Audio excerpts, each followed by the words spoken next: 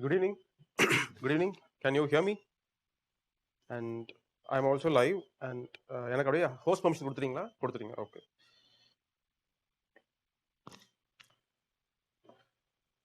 So how are you? It's been a week since we met in the class.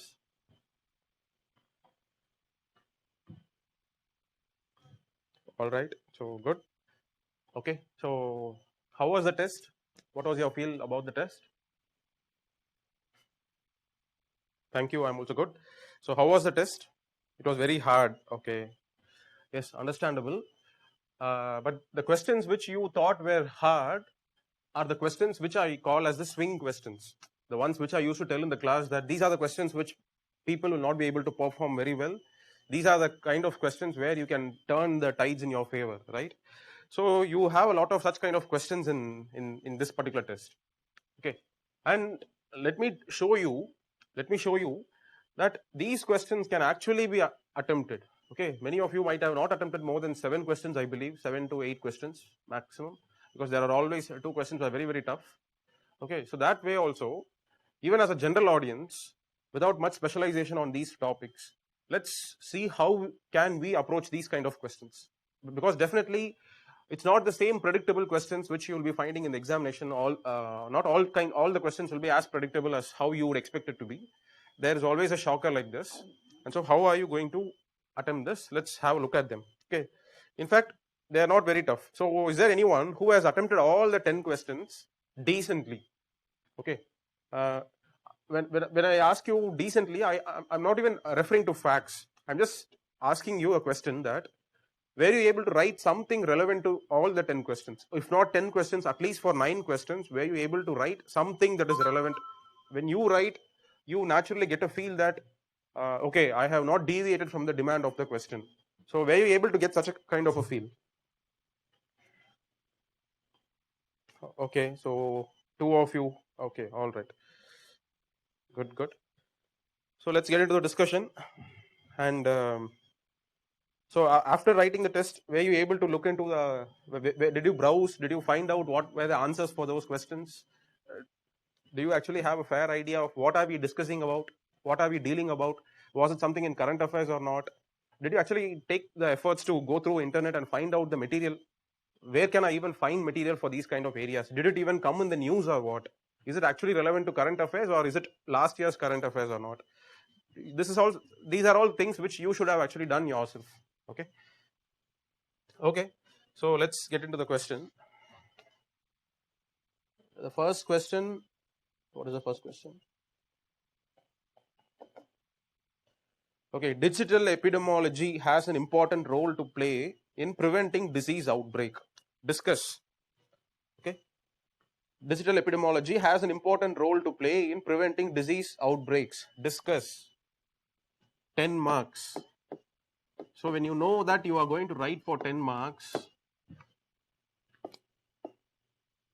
2 sides of paper, these are the margins. Okay. Page 1, page 2, there's a question which is given here. So you are just supposed to attempt till here. Assuming you're writing around 90 to 100 words per page, you should only write this much. Just leave this area blank. If you're able to do that in the exam, only then you'll be able to save some time for your for answering all the questions. All right. So let's get into the first question. All we need is 150 words, out of which 30 words is gone for introduction, 20 words is gone on conclusion. So we require just 100 words to write. Try to think about, can I just come up with 3 or 4 points per question? Okay. So think in a very general terms. Okay. Never think of specializing anything in current affairs. It's total waste of time, totally useless in the examination. Because as I said, there are just 2 kinds of questions which will be asked in mains. The ones which with a very, very easy preparation, you will be able to deliver the best of the performance, which everybody will also be able to write well. The other kind of questions which mostly people will not touch upon, or they might have some hesitations, which you have to just write some 3 or 4 general points and you will definitely score good marks. But it is all about how well you write those 3 or 4 ideas. Okay. So red tapeism. Oh my God. Okay. So red tapeism, it's a very, very out of the box kind of a thought, but is it really a issue here? See, the question is, digital epidemiology has an important role to play in preventing disease outbreaks. Okay. So you need to know something about disease, digital epidemiology.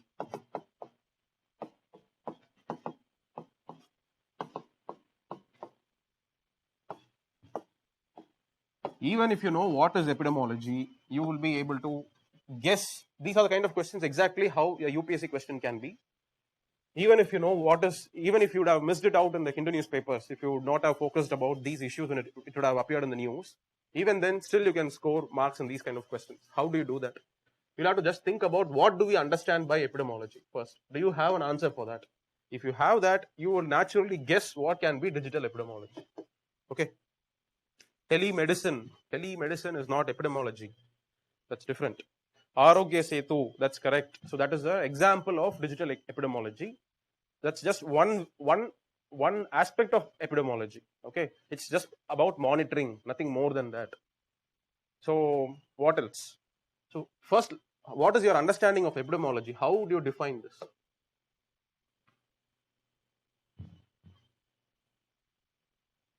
Yes? Anyone? Any answers for that? Okay, that's someone has answered very nice. Tracking, understanding the pattern and spread of disease. That's a very, very correct answer.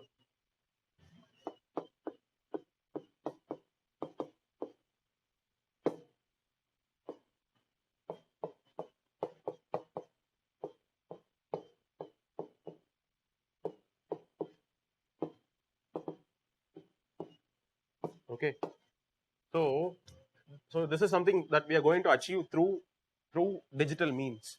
And when we talk about digital means, we're talking about data that is generated online. Okay, so digital epidemiology, it is about using data to track the spread of disease, to track in what pace it is spreading, at what rate it is spreading, to track what sections of the society is the disease spreading. Okay, so this is what is actually called as digital epidemiology. Okay, and for a normal epidemiology, for a classical epidemiology, the patient should go to a hospital, he should get tested for fever, and then the hospital should compile the data, it should send to a central agency which is monitoring the disease spread. That is how things work in normal epidemiological process. Whereas, so this is something which the government agencies do, government as well as you can say private hospitals, institutions basically. Okay, institutions do this work of epidemiology. But who is doing this digital epidemiology? Online rendering of genetic sequence of COVID virus by China. No. That might be something to do with scientific idea transmission, sharing, exchange. So that is different. Okay. So who is doing it here? Who is doing digital epidemiology? Is it some government agency which is doing it? Who is collecting data? How is it being done? See, it's nothing. When we have Tamil Nadu here, and let's say a lot of people in this area, they are browsing in Google. Okay, so they're browsing symptoms of COVID. Okay, or these days people do like this: I have fever with cold and breathing trouble. So you do this kind of browsing, and the Google will show that you have cancer, right? So these are some of the problems with doing this digital diagnosis on your own. But understand, based on these kind of search results, web search results, okay, so the people here, you find a lot of people, lot of users browsing in Google about these symptoms. Okay, so the software, so the search engine is able to pick up these kind of keywords: breathing issues, dryness in throat, okay, fever above 100 degrees.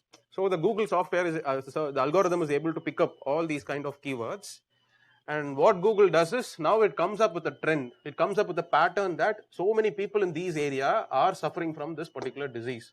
So, and especially when you see Google Analytics, you will come to know, it will show the concentration, in which area is it actually first, in which area was the first search, where did it happen, and from there who else started searching about it. So you can find that the disease is spreading in this particular direction, in this particular pattern, in this particular city, the disease is spreading in this particular fashion. So hence we should actually impose a lockdown in these areas.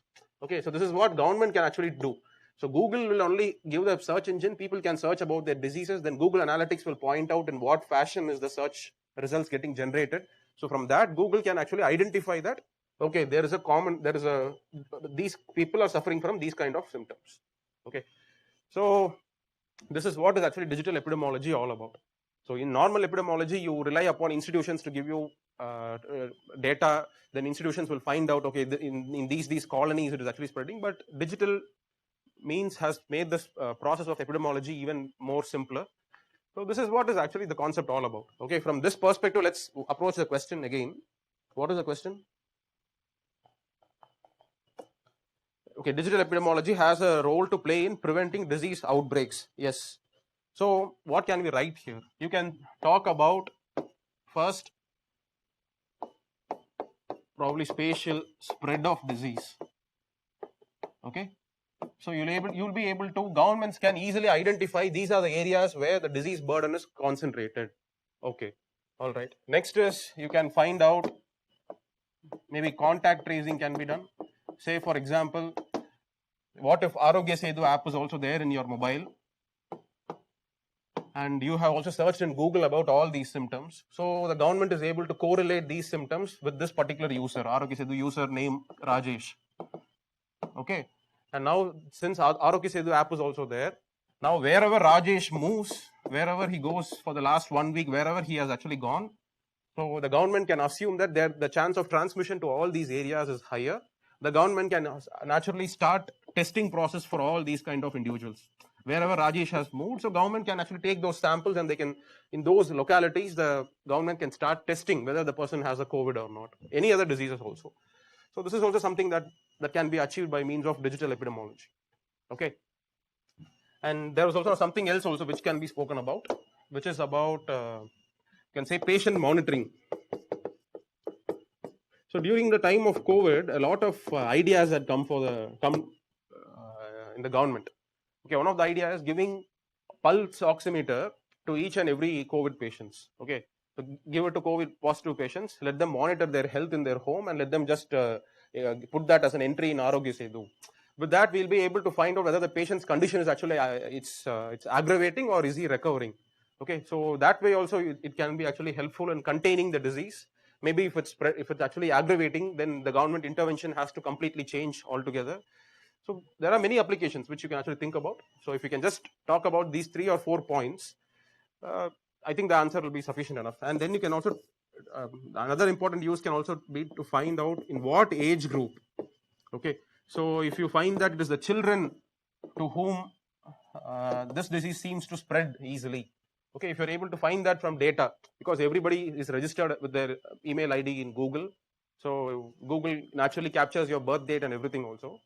So with that, you'll be able to find out age-wise, what is the vulnerability age-wise. So that is also another important aspect of epidemiology. Okay, what sections based on age group, demographic profile. Okay, that is a very key determinant when it comes to understanding the spread of disease. Area-wise, spatial spread, another important aspect of epidemiology. Another one. Next important use can be about contact tracing and taking appropriate interventions wherever contacts have been established. So when you talk about these 4 ideas, I think you will be able to manage to get 150 words. Nothing more needs to be discussed about this.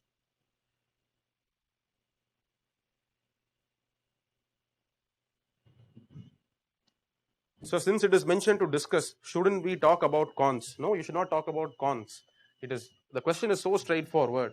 The question just says digital epidemiology has an important role to play. Discuss. Okay, if it would have been critically examined, okay, highlight the issues and challenges associated with that. Then you can talk about privacy concerns. Okay, then you can talk about all this user data being generated. It can become a powerful tool in the hand of the government. So all those kind of things you can talk about. But here the question is very straightforward. For a 150 word answer, only this much can be written, and not many critically analyzed or analyzed questions will be asked as a 150 word answer. You need to have some more space to bring out other dimensions also. Okay, so no need to discuss about Arogya Setu advantages. The question is not about discuss the benefits of Arogya Setu. It is about epidemiology with a very layman kind of an understanding. Okay, I'm no doctor or anyone, but maybe the doctors in this group can even have better answers for these aspects. But just from my understanding of epidemiology, if we have to manage to come up with 150 words, this is what I would come up with, and I would frame an appropriate introduction based on this. Okay, so what can be the introduction? Any ideas?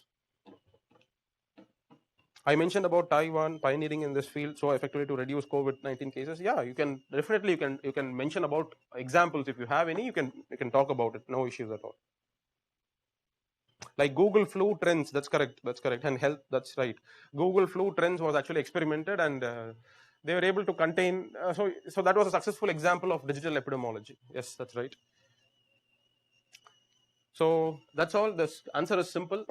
So you have to just frame an appropriate introduction for that. So what could be the introduction? Anything. It is up to your creativity to come up with an appropriate introduction. So if I were to write an introduction, probably I would write something like this.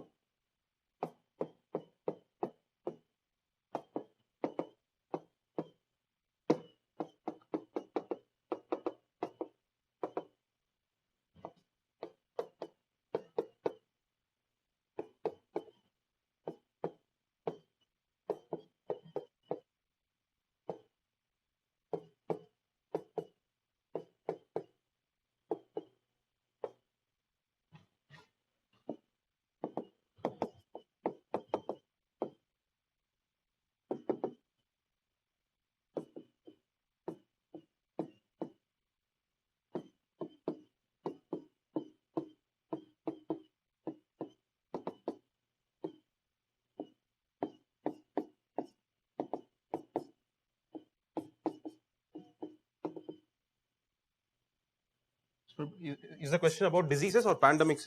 About disease outbreaks? Spread of disease outbreaks, something like this. Okay, it can be anything. You can even come up with a better introduction than this. So can we write about epidemiology in introduction? Yeah, you can. But the introduction, in my opinion, it should be very broad. Okay, it should touch upon the demand of the question also.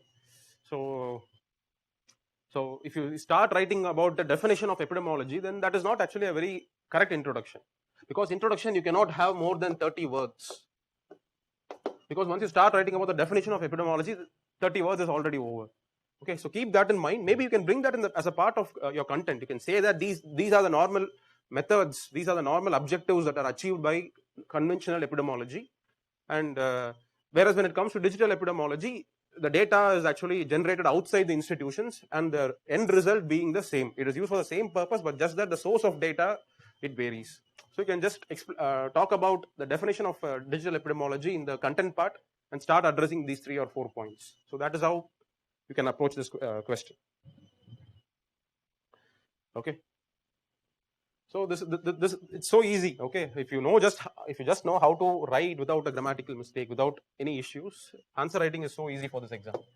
Nothing beyond that. All right. So did you bring in these points?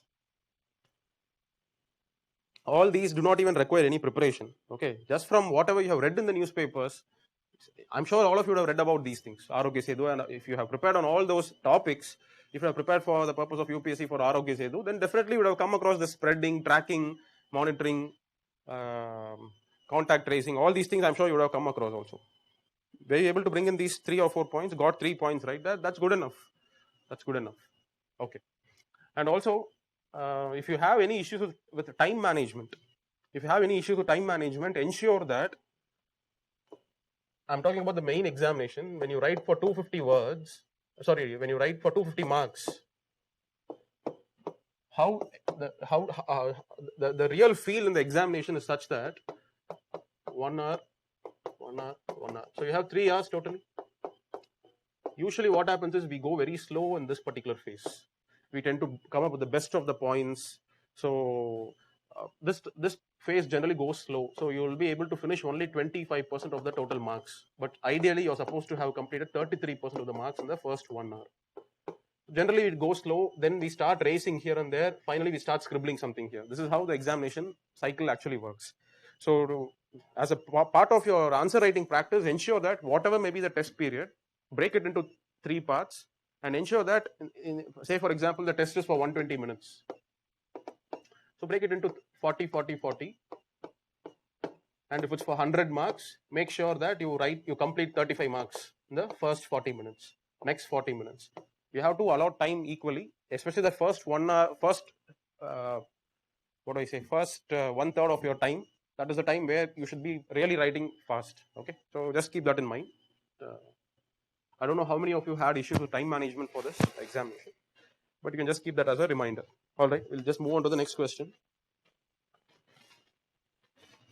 Can you write digitalization is a recently synonymous word to modernization, and increased pace applying this in analogous epidemiology gives good results. So that can be made as a conclusion, not as an introduction.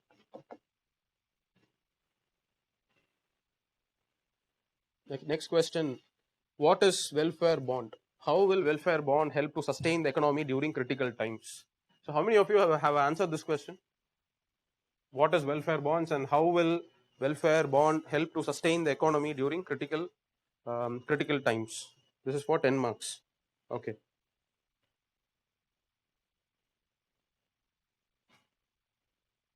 Answered but not sure. Okay. Well, this is, yes. So this is how, since you said that you have answered but you're not sure, exactly the feel that you will have when you face UPSC questions. So what can we do here? First part is just a definition of welfare bonds. Give a definition. Okay. So in the content part, when you write the body of the answer, maybe, see, the introduction is going to be for 30 words, conclusion is for 20 words, remaining 100 words. You have to break it into 2 parts. The first part is about the definition of welfare bonds, so give some 20 to 25 words for that. The remaining 75 words to explain. What is the question? How will the welfare bond help to sustain the economy during critical times? Okay. It is in answering the first part, you will find the answer for the second part. Because you should know, just have an idea about who is going to get benefited out of these welfare bonds. If you know who is going to get benefit out, who is going to be financed through the instrument of welfare bonds, if you know that, you will be able to answer the second part of the question. So do you know? Yes, that's very correct. NGOs.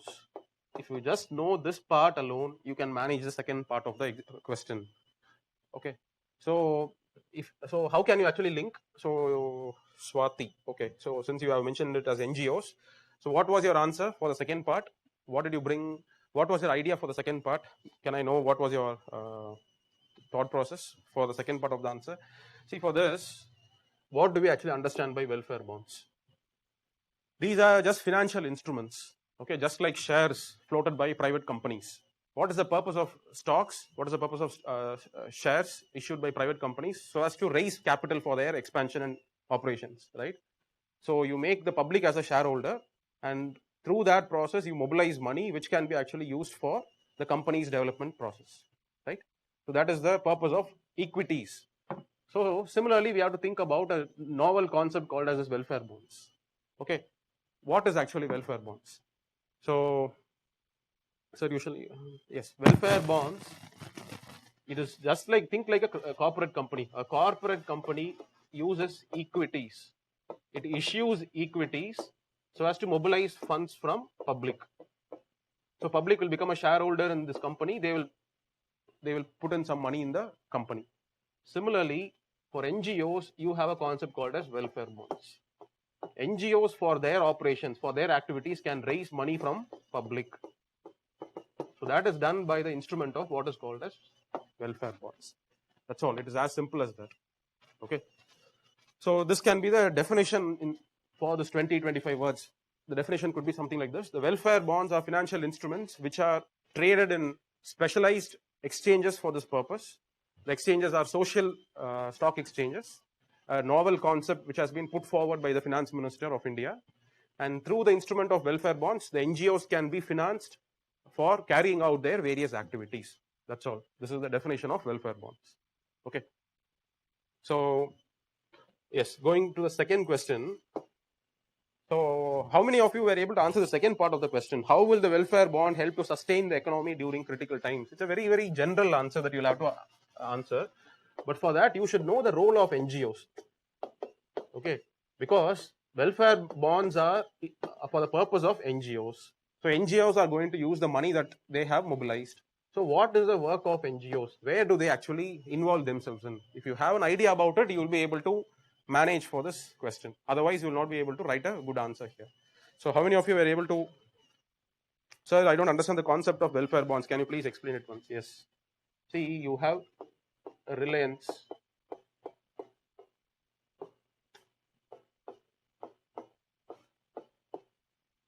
So do you know what is the share price of Reliance? One share of Reliance is around 1,990 rupees today. Okay. So, as a common man, I can buy one share of Reliance and I'll also become a partner of Mukesh Ambani. That is the idea here. Okay. Who are partners? Those who are financially contributing for the company, they are all partners. So, how do you become a partner in Reliance? You have to contribute. You have to put in money for Reliance. So, you are buying a share of Reliance. So, that is how Reliance is able to mobilize money from the public. You and me, you and I, we can actually buy the shares of Reliance. So we can become, so that is how Reliance can get money from us. Okay. So where do you actually buy these shares? You buy these shares in stock exchanges, Bombay Stock Exchange, National Stock Exchange, you buy it there. So similarly, for the purpose of NGOs, if NGOs want to raise money, where can they do that? They should do it in a specialized exchanges called a social stock exchange. So we really have no idea about what will be the physical structure of social stock exchange. Where is it going to be located? No idea. It is yet to be conceptualized. But NGOs can also raise money from the public by means of welfare bonds.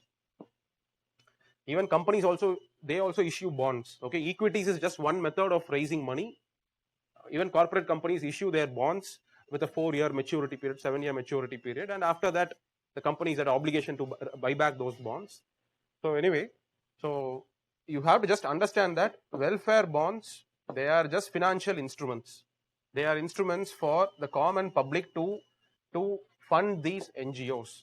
And whatever profit the NGOs generates, the common public, whoever have invested in these bonds, so they can also become a shareholder in the profit of NGOs. Okay. So is it very difficult to understand the concept of welfare bonds? Welfare bonds are used to mobilize resources for NGOs from the common public. How are they mobilizing it? By trading these welfare bonds in social stock exchanges. That's all. Okay. So if you know the role of NGOs, you will be able to just write an answer for this question. What are the different role of NGOs? Someone has answered. To develop sectors like education, healthcare without compromising the same during critical situations. That's right. To be more specific, NGOs do not engage themselves in all education. Okay, we have government schools, such a large network of government public schools to take care of education. NGOs are more specialized in nature. They deal with adult education. Okay, so all the night schools which are run by NGOs. So that can be mentioned. So yes, adult literacy programs, those are run by NGOs. So self-employment trainings.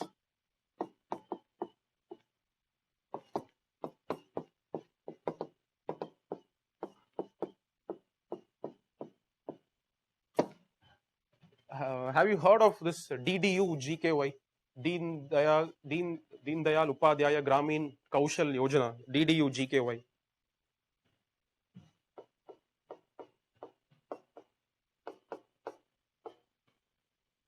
Deen Dayal Upadhyaya Gramin Kaushal Yojana. So what is the purpose of this scheme? The scheme is basically to give some training for the village unemployed.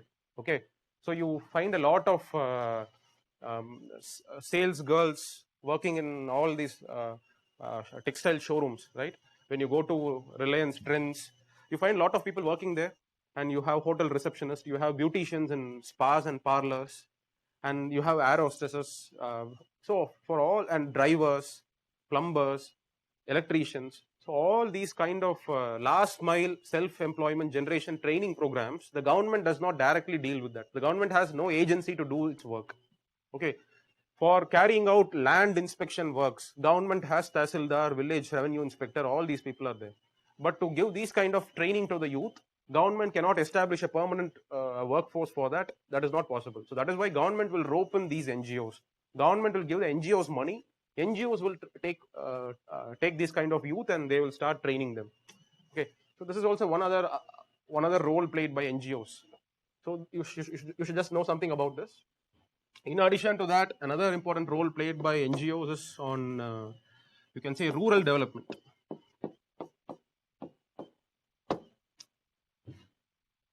So many times, if you actually see, to implement schemes like Pradhan Mantri Awas Yojana, your rural housing programs,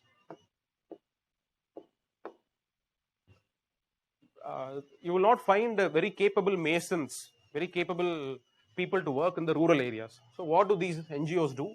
They get money from the government under PMAY. They train the people for a very specific purpose, just to carry out housing related activities in the locality. Okay, in a particular village, you will not be able to find any masons. No mason in the state where I had worked in Odisha, very, very remote areas, very tribal areas. A village will hardly have 150 people. Okay, in those kind of areas, very, very tribal community. So they are all isolated here and there. So you will not be able to catch hold of workers for these purposes.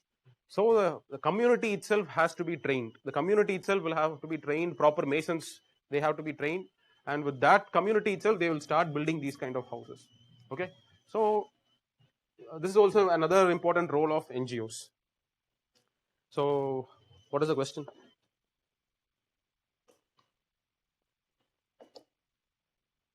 What is meant by welfare bonds? How will the welfare bond help to sustain the economy during critical times? Yes. So if you have these ideas, you can just write an answer. And you can say, see, all these programs will now take a hit because of COVID-19. The governments are diverting their funds for fighting the disease. All these kind of development schemes, everything has taken a backseat now. Okay.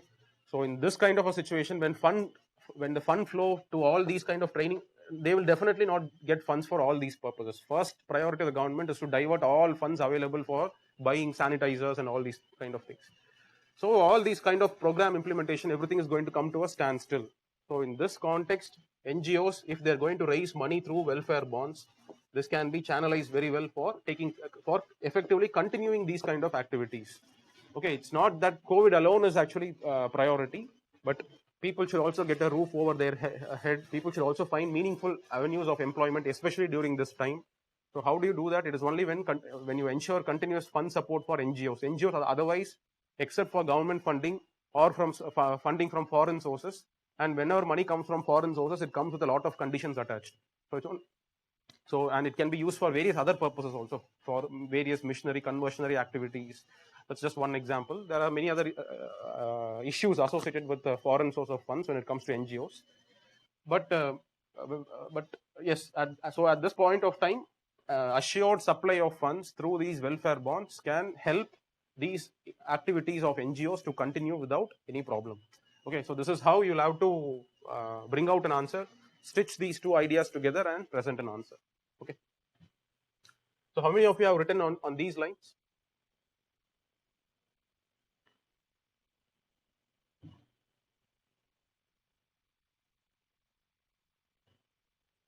Okay. So did you actually write in these lines, or was there some other idea which you had when you had presented this answer?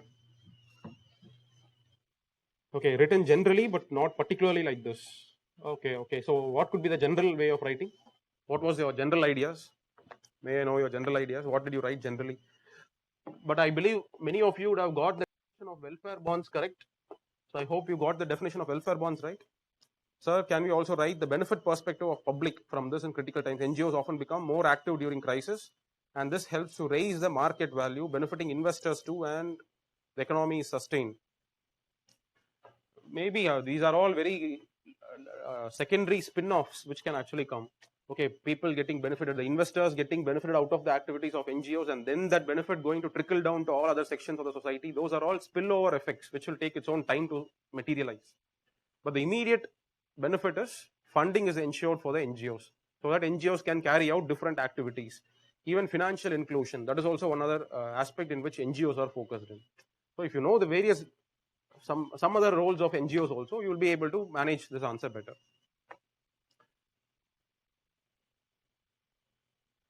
To unlock funds from prospective donors, CSR spenders for social development. That's right. Boosting primary health care.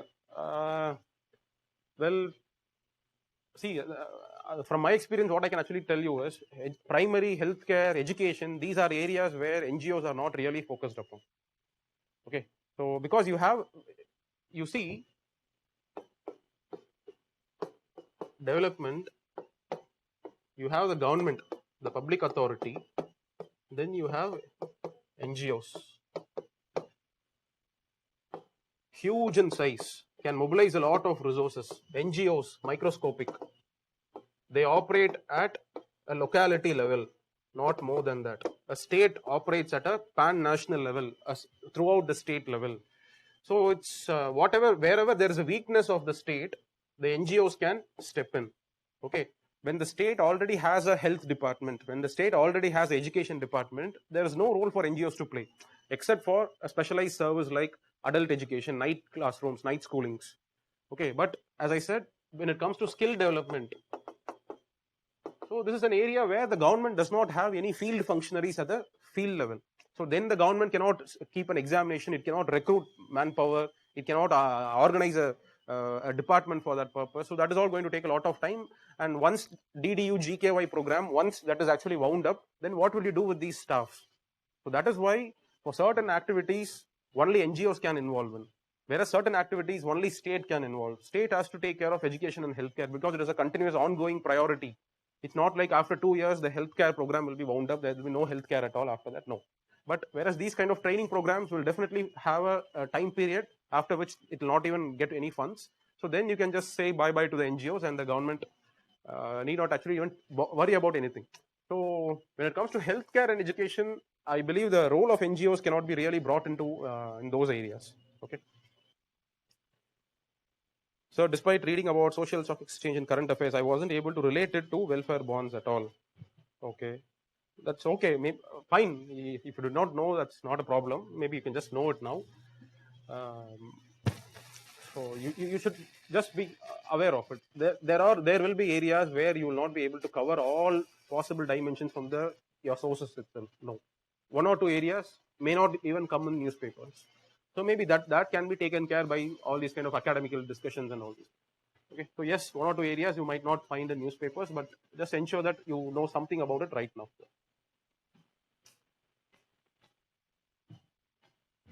Okay, we'll move on to the next question.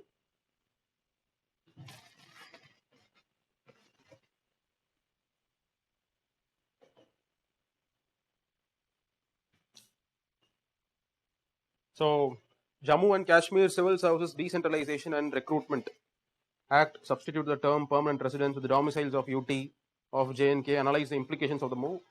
I would say that this is not an exam. This is not a right question. I don't even think this kind of question will even asked in the examination also, because there is nothing to be discussed about here. When the government had changed the definition of permanent residence and now it has brought in this domicile as a requirement, so you find a lot of other kind of people also becoming a part of not in all jobs, but in grade 1, 2, 3, 4. So under this grade 4, you have gardeners, government gardeners, barbers in police, So those kind of very menial jobs, okay, only for those kind of jobs, the government has done away with the criteria of permanent residentship. So you don't have to be a permanent resident. You just have to have a domicile. A domicile means if you have been there in Kashmir for, I think, for 10 years, then you can become a domicile of J&K. So there are such kind of criteria. And then if you have been a migrant, okay, if you have been a migrant from Pakistan, and if you have come and settled down here, if your name figures in the database of relief commissioner, okay, relief commissioner is one who deals with migrants. So if you are entered as a migrant in his database, then you are also considered to be a domiciled resident. Okay, so the government has allowed more number of people to claim jobs lower than class 4 category. I don't think there is any implication. The implication is that it has set a kind of a paranoia in the minds of the Kashmiri people. Already, because of Article 370, they are very concerned that our original culture, our original practices, it is all at a threat. Now the government is doing this, so a lot of other kinds of people, apart from Kashmiris, are now going to come and settle in J&K, and their children, so they also now be eligible to get some jobs here. So because of that, the fear is just the same, like how the Assamese fear when Bengalis come and settle in Assam. Same kind of fear that the demography might actually change. So this is the kind of fear. I don't think this kind of a question will ever be asked. Okay, it's like directly assaulting the move of the government. So it has changed. So there's nothing much to be discussed also in this move. I'll just move on to the next question. Okay, question 4. Critically analyze the government's decision to massively downsize the PDS and shift towards cash transfers in place of food grains. Okay, 10 marks. Okay, this could have been a question for 15 marks instead, but still, analyze the government's decision to massively downsize the PDS and shift towards cash transfers in place of food grains. Okay, so what are the issues? PDS to cash transfers. What do you think could have been the reason? What do you think could have been the reason for this move? What was the problem in PDS? See, if the government takes a step, it was actually trying to address a problem. So what is the existing problem in PDS system for which cash transfer is now considered to be a solution? So what are the problems? Any ideas about the problems in PDS system? Middlemen. No. PDS, there are no middlemen involved in public distribution system. Logistics, that's a correct problem. What kind of logistics are we talking about here? Okay, when you say logistics, what logistics? Next. Any other idea? Quality. Well, quality is not a big issue. Okay, so government does not provide substandard quality. Whatever it procures from the farmers have cultivated the rice. It's the same rice that is actually procured. Maybe a different variety of rice than what normally you would eat. You as an upper middle class family person will be eating a very higher variant of rice. But generally people in India, more than 60% of the people, they eat the same kind of rice. You should go to certain states to find that phenomenon. Okay, Miss, yes, wonderful answer. Liberty of choice. That's a very right answer. Here, the citizen has to just be satisfied with whatever is being thrown at him. It may be rice, it may be wheat, it may be a handful of pulses. And even the citizen will not even have a choice to decide what pulses he can consume. The government will decide that you will be given this pulse or rice or wheat. Maybe his requirement might be completely different. Maybe he is cultivating rice already in his farm. Maybe he wants more of pulses and less of rice.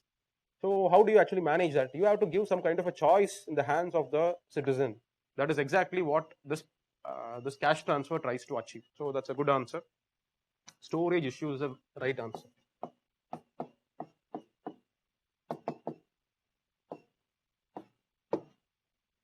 Yes. So you have district level procurement centers, you have district level storage godowns, but when it comes to fair price shops, you should look at the condition of fair price shops in each and every panchayat. There will be one fair price shop for each and every panchayat. So some of the buildings are not even buildings, they are just some hut kind of a structures, where the grain just keeps, it just accumulates there, not properly stored. Rainwater just contaminates the rice which is stored. So in the last mile level, there is definitely a problem of storage. And what other issues? Any other answers? Yeah, storage and wastage. So you can bring in all these as issues here. Okay, anything else?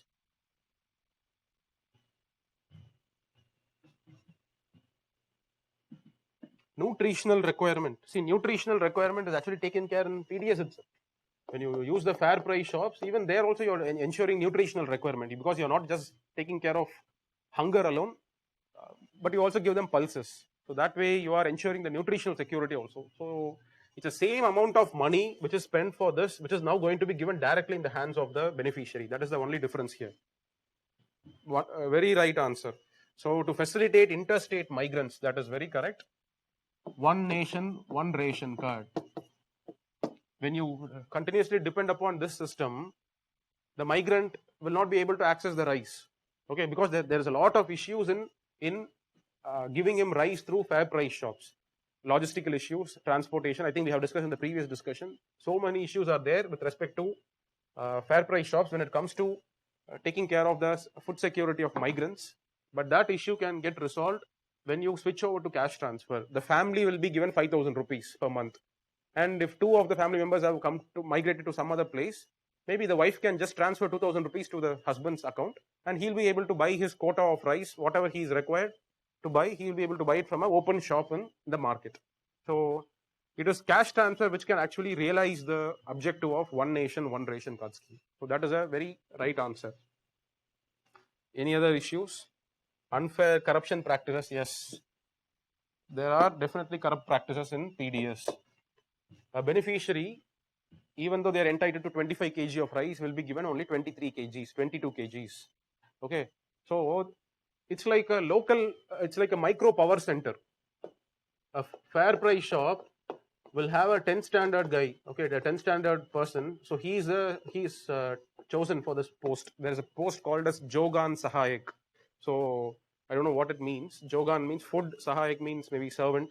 So this person is chosen for the purpose of handling this fair price shop, but he is now a power center. Okay, so whether he gives to a person or not, it depends upon his mood, and it depends upon his relations with the village people. So yes, and the villagers, normally when you visit the fair price shops, you get an idea that villagers will feel grateful to this Jogan Sahai that he is giving me 23 kgs.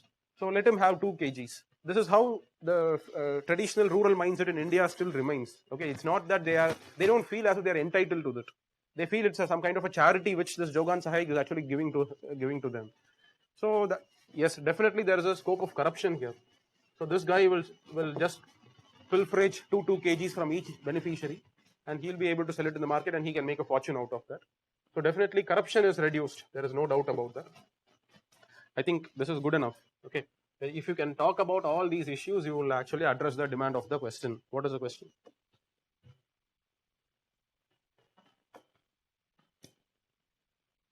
So question is, critically analyze the government's decision to massively downsize the PDS and shift towards cash transfers in the place of food grains. Okay. So these are all the positives, and since it's a critically analyzed answer, you can say that all these kind of issues which we have discussed will get addressed if we switch over to cash transfer. But is it the complete picture? Is there any other shortcomings of this system only in the cash transfer system? So can we also say that this is to accommodate for the new farmers commerce bill by paying for free market? Well, no, nothing to do with that, because even in the new farmers empowerment bill, you still government procurement is going to happen.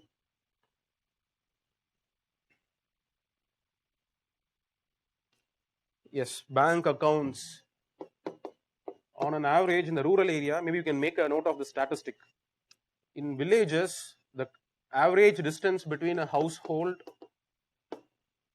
and the nearest bank is actually 6 kilometers. So connectivity issues are a real problem in rural areas. And what if you actually know how people manage to get money in the rural areas, they will give their ATM cards to someone. So he will take their money and he will take some service charge for that, 50 rupees, 100 rupees, something like that. So even here, there is going to be some kind of a intermediary who will come between the beneficiary and the government. It is definitely going to happen here. Okay, so connectivity, unless you ensure that banking facilities are close by, or if you're able to ensure a foolproof system of banking correspondence who would come to your doorstep and who will be able to give you money, unless that system is achieved, it's going to really cause some hardship. 6 kilometers, but a fair price shop will be definitely located within a distance of 1 kilometer. That's how village communities are, very, very close by. They will have all their basic facilities that has to be provided by the government. Okay, so this is definitely another one other issue. And what else? So control of funds in the hand of men or the family might disadvantage women. Very good, very good. So you will write a good answer. So control of funds in the hands of men might disadvantage the women. That's very correct. So men will control the money. They will use the money for drinking completely, and the entire family will go hungry for the entire month. This is a definite reality of the rural areas, especially in tribal communities where men are so given to drinking. In that case, this problem is definitely going to happen. That's correct. No assurance that money is spent for buying food grains, so poverty alleviation goal might also be affected. That is also correct. So no guarantee that the money which is being given is going to go for satisfying his basic needs, right? That's the same point which I have just mentioned right now also. I think this is good enough. You don't have to bring in any other dimensions here. Okay. And one other issue we have, which also can be pointed out, is when you take MGNREGs, the same problem in MGNREGs. It's a 100-day employment program. So after every week, billing has to be done and the payment has to be credited to the account of the beneficiary. A person works for 1 week. At the weekend, he should have got his money. But many times, the fund availability is not proper. Okay, there will be always excuses which will be given by the government that we wait for next month. Once we get more fund allotment from the parliament, we will be able to allocate more funds to your state. These kind of excuses. Because of that, what is going to happen is, I'm just talking about the problem in Narega. In Narega, a worker will work for 7 days. He will not get his money. For the next 7 days, he will not work. Okay. So the projects many of the projects in Narega are very incomplete projects. So I'm just pointing this issue out to say that timely availability of money every month on a fixed date, the money should be automatically credited to the account. Okay, so do we have such a kind of a robust financial system in India? Are we capable of doing that? Suddenly, if COVID comes, what will the government have as its priority? Will it be diverting the money from PDS? Will it be diverting it to COVID activities also? Probably the government will even do that also. Okay, but if it is a food grain, they will not be able to do that. Okay, so these are also some issues which you can mention as shortcomings of complete switch over to cash-based transfer system. So I hope I have brought you both sides of this issue. So you can conclude it in this way. Right now, unless these kind of issues are satisfied, the proximity, connectivity factors, and a robust financial system to ensure timely transfer of funds to each and every beneficiary. So unless these issues are completely taken care of, until then there should be, you can probably have a hybrid system. Okay, in those states, for example, states like West Bengal, Andhra Pradesh, the number of beneficiaries who actually use these fair price shops is very, very less than 10%. 7 to 8% of the people make use of fair price shops in West Bengal, Andhra Pradesh. But if you take the case of Jammu Kashmir, Himachal, more than 70% of the people, even Odisha also, more than 70% of the people actually make use of fair price shops. So where can you implement these kind of interventions? You implement it here. Whereas here, you selectively implement it. In remote tribal areas and all, better have a cautious approach. Whereas when it comes to areas where market access is also good, okay, and there are also villages, especially in states like Odisha and all, there will not be a single shop for 15-20 kilometers. There will be a fair price shop, but there will not be a commercial dukan, a commercial shop will not be there. Okay, in that case, even if you have money, you will not have avenues to buy the essentials. Okay, these are also the hard realities of certain states. So it's not that India is actually ripe enough for a complete switch over to a complete cash-based transfer system. Maybe it can be a progressive implementation, phase by phase, state by state, depending upon how the existing beneficiaries are utilizing the fair price shop. So based on that, the switchover can be implemented. So that would be a way of concluding this answer. Okay, so let's move on. Next question. Sir, can we mention the name of the states? Yes, of course you can mention. There's nothing wrong about it. These are all statistics, data of the government itself. Okay.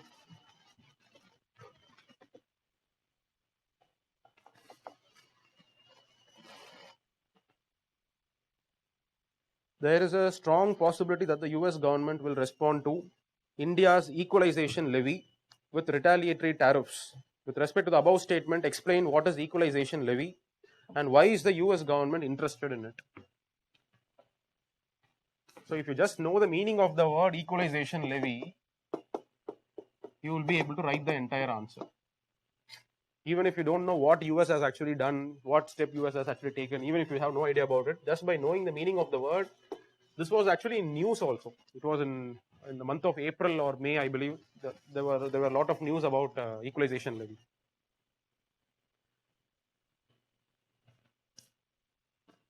Many don't have a bank account in rural areas. Can I include this point, sir? Many don't have a bank account in rural areas. Can I include this point? Okay.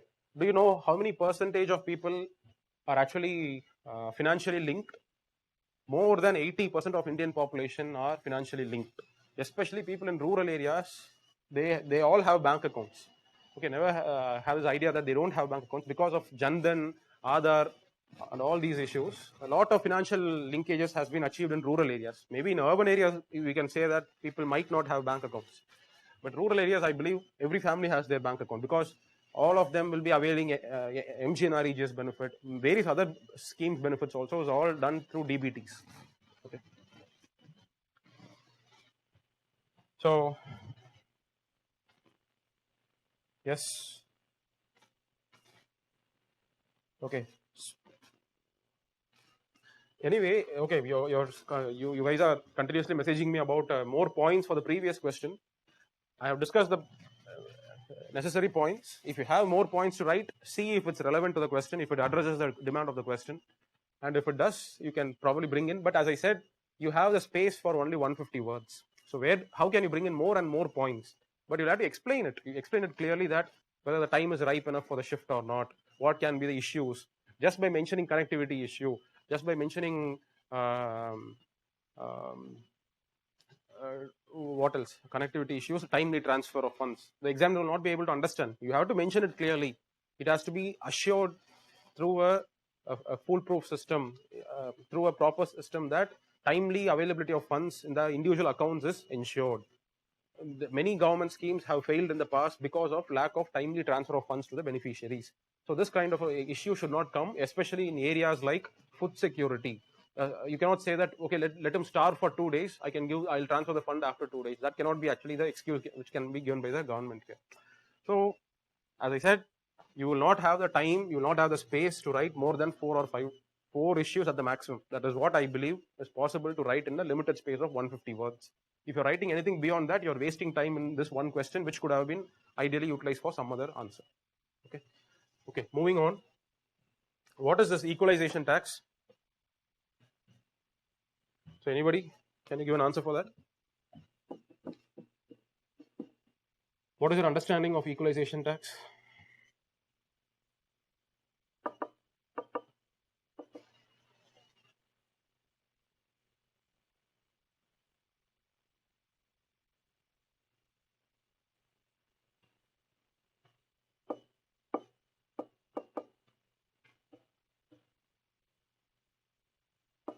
Okay.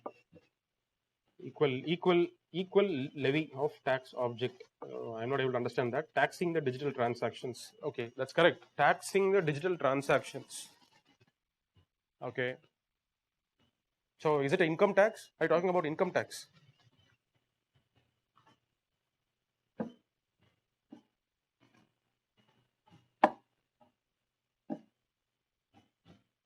See, income tax is levied in respective jurisdictions. If Google is operating its operations, if Google is operating in India, if it is registered here as a resident in India, if it is, so these are all provisions in Indian Income Tax Act, okay. So if it is registered in India as a resident, then Google is liable to pay income tax to the government. If it is not registered as a resident, it will not pay any tax. It will only be taxed in US, not in India. Maybe GST and all, it can be taxed here, but not income as such will not be taxed here. Okay. So what is this equalization levy? Direct tax on companies that escaped Indian taxation purview. That's right. Because Google, Amazon, if they are not registered in India, they will not come under the ambit of income tax. So they are not going to be taxed. So what Indian government has done is they have brought in a concept called as equalization levy. So this is just a 2%. 2% of consideration received by the company. That is what is given in the act, in the rules which is made. 2% of consideration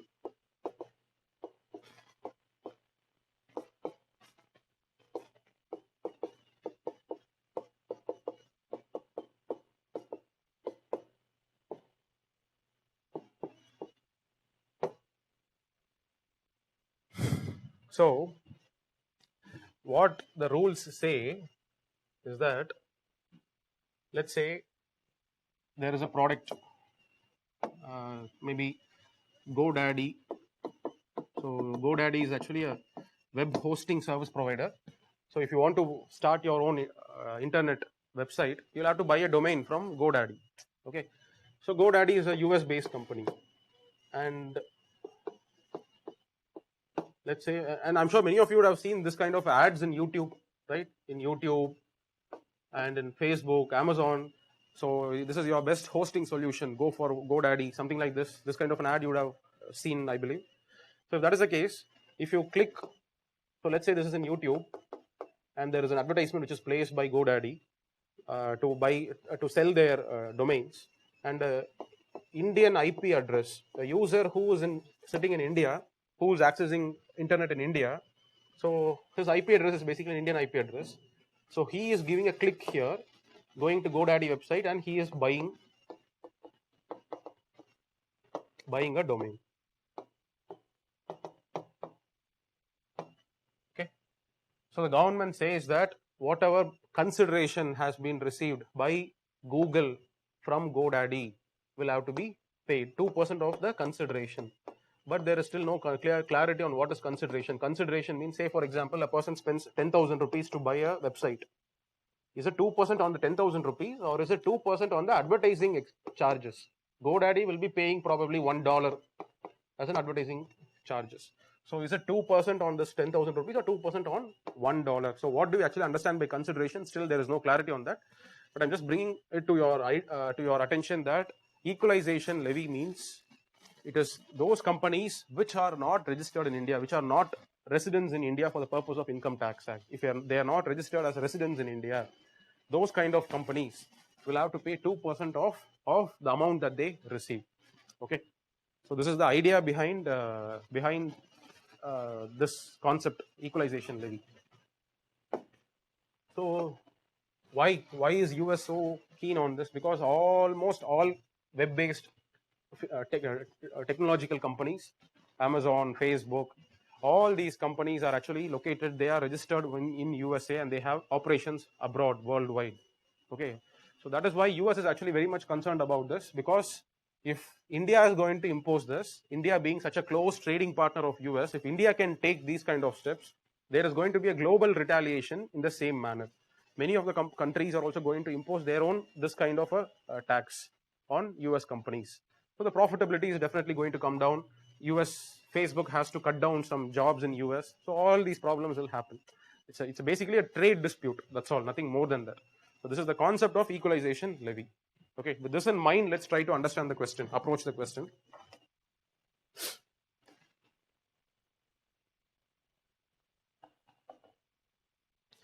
Okay, there is a strong possibility that US government will respond to India's equalization levy with retaliatory tariffs. Okay. With respect to the above statement, explain what is equalization levy and why is the US government interested in it.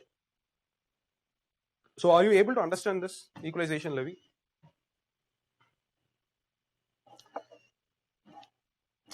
So yes or no?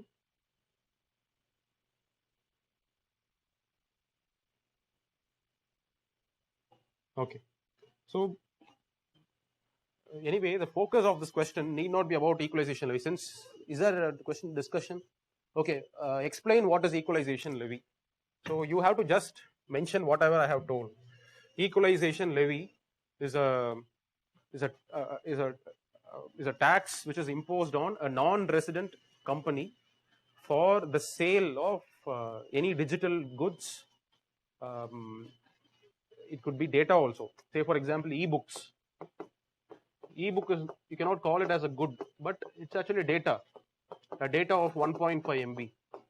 So even if you buy a book in Amazon Kindle, even on that product also now 2% of the charges will be levied. Okay. For any advertisement, just like the example which I have actually mentioned, YouTube has earned its revenue from advertising GoDaddy. So if it is about advertisements also, so all these aspects will come under the ambit of equalization levy, and the government can impose 2% tax on all these kind of activities. Okay, so this is the definition of equalization levy. You have to just define it, explain what is it, and why is the US government interested in it. As I said, why is the US government interested? See, there are three parts. India imposing equalization levy. Why is US so concerned about it? How can US retaliate back? These are the aspects that has to be discussed. So this is what is equalization levy and why is US concerned. As I told you, this can have repercussions globally as well. It's not going to be confined only to India alone, and hence US is scared that its trading interests with other nations are also going to get affected because of this unilateral action by the Indian authorities. Okay. US wants India to cut down this. Am I right? Yes. Because these are all very ambiguous areas. Without even clarity, then how can you come with give me 2% of your profit? What do you mean by consideration? Is it the total value, or is it just about the revenue that I have actually earned because of this operation? So what is it? And moreover, US tax laws do not allow the companies to offset these losses. In India, if the company makes profit, see, a company makes 100 crores as profit, it makes loss of 100 crores. If that is the case, then it is zero. You have no tax liability at all. So losses will have a lot of expenses and everything. Okay. So similarly, in US also, Amazon, Facebook, they also file their profit and loss statement. And this kind of equalization levies cannot be shown as a part of their losses in as per US accounting standards. So right now, these companies are really hit because of this action. Okay, if it is other expenses, they can actually show us their loss, and that can be deducted from the profit. And finally, whatever figure arrives, finally you have to pay a tax on that. But this cannot be shown as a part of loss in US financial systems. Another important concern here, and moreover, already OECD, organization, Organization for Economic Cooperation and Development. So OECD is actually coming up with a set of guidelines to deal with these kind of issues. How to deal with these issues? OECD is devising its own set of guidelines. But while all this is actually taken into account by OECD, India has suddenly, all of a sudden, it has just come up and it has imposed this kind of a tax. So that is why US is very angry against US. This is just US concerns that it can lead to job losses, that it can erode the profitability of tech companies, tech giants in US. So this is the concern. And yes, next aspect is about how will US retaliate. Yes, what is the answer? How will US retaliate? See, very, very general points. How will US retaliate? What is the answer for that? Do you know what is the trade basket between India? See, how can US retaliate? Will US come and declare a war against India? Will US do that? Or how will US retaliate? What do you think can the US actually do? Generalized system of preferences is already an issue. Impose high tariffs on Indian goods. That's right. That's right. So, what kind of goods? Where do you think India stands at a competitive advantage when it comes to USA? What kind of Indian products are actually imported inside USA? IT, that's correct. What else? IT, textiles, pharma. These are the three major articles of Indian exports to US. So in these three areas, US can retaliate, and this can really affect our economy, and especially at this time when our economy has shrunk by 23%, GDP has shrunk, and still we are battling to recover after the COVID effects. In this situation, if US retaliates, then it is definitely going to be problematic. Okay. So these are the ideas for the answer. You have to frame an appropriate introduction and a conclusion. A conclusion can actually, the last thing which I have just mentioned, that at this juncture, at this critical juncture, when the world is battling to recover the economic impact of COVID, such kind of a unilateral move by India can pave the way for retaliatory tariffs from the US, and this can hurt the Indian industries. Okay, so hence these kind of issues, these kind of unilateral steps by the government can be avoided. So something like that, you have just conclude it diplomatically, something like that. Okay. So yes, visa restrictions also can be brought inside the answer, no doubt about that. Visa restrictions are already an issue between India and US, and if India is going on this kind of a path, then definitely US is not going to relax its visa restrictions. The Trump presidentship era restrictions, that will not be relaxed even under Biden also. That's correct. Okay, we'll move on to the next question. So do you actually get a fair idea of what's to be written? See, this is how I don't really think you have to have any other knowledge, very, very general knowledge on this. It is by interlinking. You would have studied about this trade basket from economic classes, and in international relations you would know something about OECD, right? You mix all these aspects and present an answer. It's very as simple as that.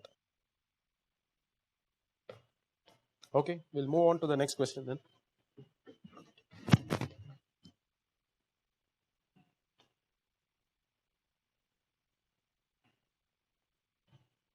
Next is,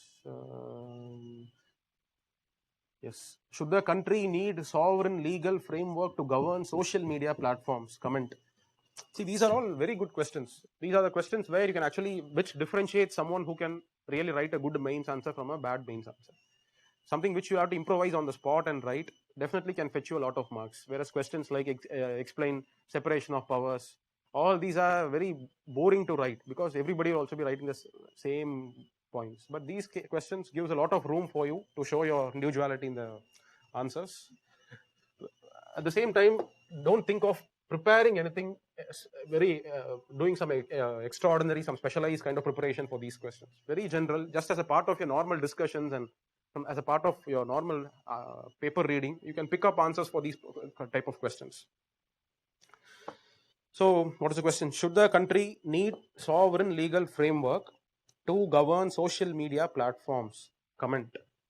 Okay. So as soon as you see the questions, you should immediately start thinking about, okay, what is the need to govern social media platforms? You should immediately start thinking on these lines.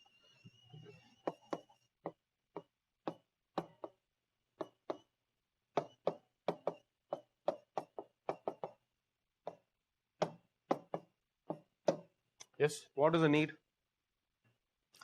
Okay, good. To tackle these issues, wonderful. Deep fake, cyberbullying, sexual harassment, terrorist recruitment, mental health, age restrictions. Very good answer. I'm very, very impressed. That's correct. Gateway to dark web. Good, good. So when you just mentioned this dark web, this also brings me to the previous question about equalization levy. The government says that when you use an Indian IP address, when you access these foreign advertisements, whatever the revenue earns, the companies have to pay a 2% tax on it. But what about virtual private networks? You can use VPNs and you can actually hide your IP address, right? Any individual customer can actually use virtual private network and they can completely hide their IP address. So then what is the government going to do in those kind of cases? It will not even know that this IP address has actually originated from India. If that is the case, then all customers can be informed that please use VPN before you make any transaction here. So we can just log into some VPN site and we can make use of that, hide our identity, and we can buy this transaction. So then the entire move of the government is going to go waste, right? So that is also a point which I forgot to mention. So that is also an issue about equalization levies. Yes, so there are a lot of issues about social media platforms. So what is the excuse that is actually taken by these social media platforms? Are they not being governed? Are they not being monitored? What are the issues? See, so the one who has Swati, you have mentioned about sexual harassment, deep fakes, cyberbullying, mental health. All these are penal provisions, are offences under the Indian Penal Code. Okay, and under Information Technology Act also. So we have a legal framework to punish those people who involve in cyberbullying. We have legal framework to punish someone who involves in transmission of child pornography. We already have measures for interventions. Then what is the real genuine need to regulate these social media platforms? See, again, right to speech. Okay, right to speech. Gray areas are misused. What are you trying to say? Yes, sir. But Facebook has community standards, but they are not highly effective. That's correct. So, tell me, what is the problem with this community standards? What do you even understand by this community standards? Facebook says that you have to. Facebook is not a government; it is a private operator. It says that you have to follow these criteria, so as to remain as a member of my platform. That's right. Apart from that, what is the issue? One correct one answer is about data security. That is not the most important of the point, but yes, data security is definitely another an issue to be regulated, because Facebook is going to have the data of 1 billion Indians, or at least 500 million Indians. Out of that, maybe 400 million might be registered voters. So Facebook will clearly have an idea about their voting preferences. There is a bias often, and is swayed by corporates and politics. IT does not tackle the real issues. Yes, there is a selective bias displayed by. There is a bias displayed by Twitter and Facebook. Say, for example, if Twitter was very, when you look at the behavior of Twitter, the last 4 years of Donald Trump's presidency, for the 3 years, whatever Trump was actually speaking, Twitter was not censoring anything, because he's the president of US. At any time, he can just come down heavily on Twitter and he can completely block the operations of Twitter. But the minute Twitter understood that he is losing his ground here, slowly before elections, it allowed. Did you actually follow what was happening with Donald Trump's account? Whatever, sometimes whenever he tweets, when this black protests and all were going on US, when Donald Trump tweets something, sometimes it says Twitter has removed this message because it has offensive content. Okay, so Twitter started acting somewhat on president, and on the day of counting of results, whatever Trump was tweeting, Twitter was removing it completely. So who gave Twitter these kind of authority? Okay, because it is exhibiting a selective, it's exhibiting a kind of bias. It knows that Biden is going to win. It clearly now knows that during the time of counting of results, Biden is the winner. Then it gives a damn about Donald Trump. So how can a private agency be allowed to meddle in this kind of a manner? How can you remove certain tweets and how can you not remove certain tweets? So this kind of an interference into politics, certain companies, these kind of giants have started exhibiting these kind of behavior. Data security, definitely a point to be discussed. I'm looking at something beyond this.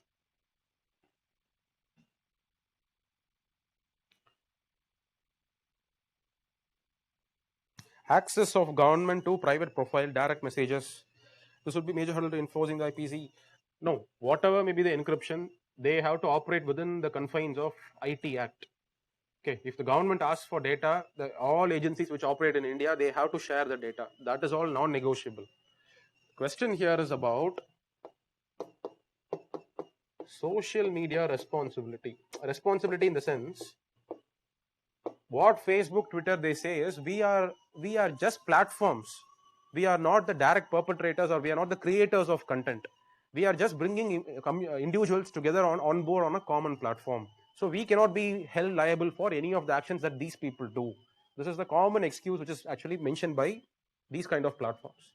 Okay, so this is how they just shirk the responsibility on their shoulders. They do not want to take responsibility for the content which they have hosted, whereas they say that it is so we have passed this responsibility on to the consumers, and you can please go and arrest him for whatever he does. We are not going to look into these issues. But the government says that no, we cannot go and regulate into the activity of each and every person what he does on your platform. Since you are operating in India, you have to be responsible for what is displayed in your platform. So if he's posting some pornographic stuff, then you have the responsibility to immediately detect it and remove it off. Okay, so you cannot wash your hands off from being responsible here.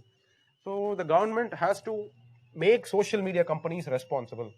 It's time that they cannot pass the blame on to the individual users. If such kind of content, because the damage is already done, by before the time the government comes and handles all these kind of issues, already the pornographic material might have spread, it might have become viral to the entire community. But whereas if Facebook, if it has a software recognition, some kind of a mechanism through which it can actually detect the presence of a pornographic material, it can immediately actually remove it down. So that is actually something which the government expects these social media companies to conform to. Okay. So this is also another important aspect when it comes to need to govern social media platforms. So that's it. And if you can mention about these three aspects, I think the answer can be a good answer. Okay. Foreign involvement in geopolitical issues. Twitter recently showed Aksai Chin as a part of China. Can this be mentioned? See, Twitter would publish that is I don't know from where it has sourced its maps. Was it from US sources? Because US official sources itself, they show Aksai Chin as a part of China. So if Twitter is using the data from US, then I don't know whether this can be actually brought in as a point or not. But yes, so these are some of the aspects that you can actually bring out an answer. But the question is about, should the country need sovereign legal framework to govern social media platforms? So think of a good introduction, and in the introduction part, you can actually address the demand of the question. Okay. So if you're just mentioning about child pornography, if you're just mentioning about cyberbullying, that alone will not make an answer for this question. Okay. So it has to be mentioned in the right context here. So so this is the issue here. So yes, we'll just move on to the next question. But a very good answer can be written here. It depends upon how you understand the issue of sovereignty. The issue of sovereignty should be brought in the introduction part itself. When you're able to bring in sovereignty, and when you're able to say that India as a sovereign nation should have the authority to decide what is allowed and what is not allowed in the country. Various actions of the social media platforms have long escaped the scrutiny of the government, and hence it is high time that the government brings in various activities of the social media platform companies under its ambit. Because if you actually see the statistics and all, almost every user, they on different social media platforms, let it be YouTube, let it be Facebook, okay, Twitter, cumulatively there is a statistic which says that a person spends around 2.5 hours every day on social media platforms. Okay, so there can be different studies, different statistics, but the statistics which I have referred once, so my understanding is that a person spends 2.5 hours on these social media platforms. So hence there has to be an element of responsibility that should be allowed to be fixed on these social media platforms. So take your answer forward in this direction. Okay, question number 7, a very straightforward question, but the keyword is not very correct. Okay, you cannot examine this question, you can only discuss about this question. There's nothing to be examined here. Thawing of permafrost in Arctic and Antarctic regions pose serious threats to the world. So what is the answer for this? Very factual. Has it been discussed in your geography classes and all? I'm sure your faculty would have said something about melting of ice caps. Any answers?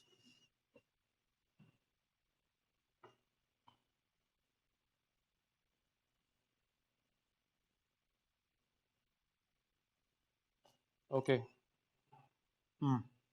So these are factual questions. So here there's not room for much analysis. If you can bring in a lot of facts, this is a question which you can actually write it in points. Okay. Definitely something that you can enumerate one after the next, 1, 2, 3, and you can talk about a lot of facts here. So that can actually impress the examiner. No need to use the paragraph format for this kind of a question. So what different ideas, what different points do you actually have for this question?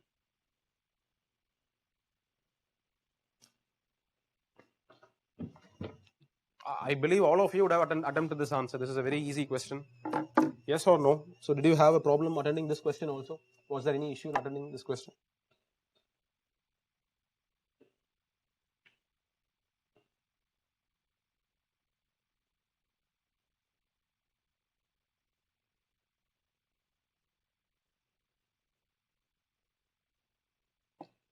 Permafrost contains microorganisms which are harmful.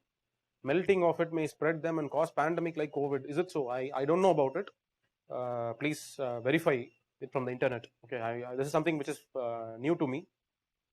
Can microorganisms survive in such extreme cold climates, minus 40 degrees, minus 60 degrees? Is it possible for microorganisms to survive at that kind, such low temperatures? See, first is there's going to be a general sea level rise. So what is it going to lead to? It is going to lead to submergence of coasts.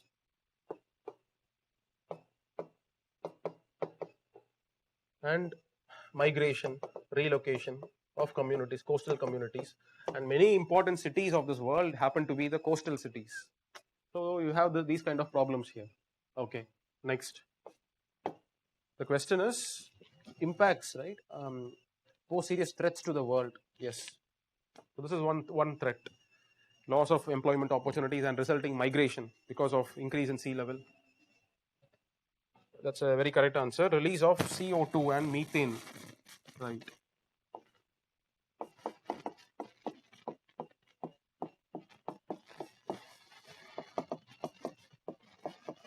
These ice shelves have a lot of methane which are trapped inside them. Okay. So when they melt, they are going to release enormous amount of methane into the atmosphere. So what is going to be the end result? What is going to be the impact? Threat. What is the threat here? This is the act. This is the event. And what is going to be the threat because of that? Methane is a very strong greenhouse gas. It can increase the overall global climate itself. It can lead to increased global warming. It can increase the pace of global warming.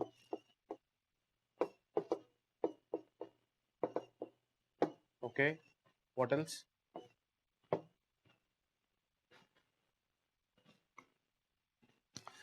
It can disrupt the normal climatic conditions. That's correct.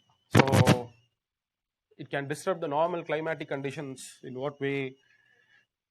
Yes, if ice caps melt, definitely the system of ocean currents is going to be disrupted. Lot of mixing of cold waters, warm water. It's a very fine balance which is actually maintained. So definitely ocean currents will be affected, and especially when it comes to the southern part of Pacific, South Pacific, those areas where Antarctica actually melts. So their unusually cold kind of a cold temperature of the South Pacific Ocean is going to be comparatively colder. If that is the case, then El Nino phenomenon can not even be formed in Pacific. So the rainfall pattern itself can get affected. Yes. So ice caps melting can affect the general weather patterns. It can affect the rainfall patterns across the globe. That's also a correct answer. Yes. What else? Biodiversity loss. That's correct. So ice caps melting can lead to biodiversity habitat loss. For what organisms? You have polar bears, walrus, then you also have penguins. So these kind of organisms cannot survive apart from ice. So definitely can lead to the extinction of a lot of species. That's also another valid point. All right. So anything else?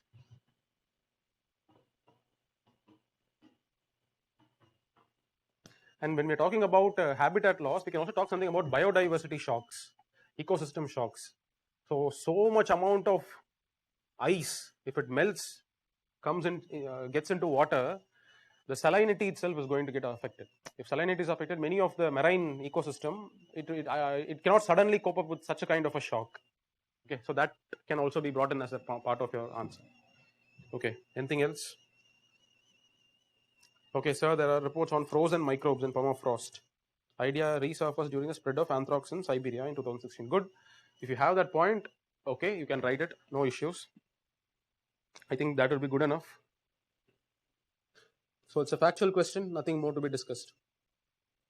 Question number 8. So we are already 9 o'clock. So I'll just rush through question number 8.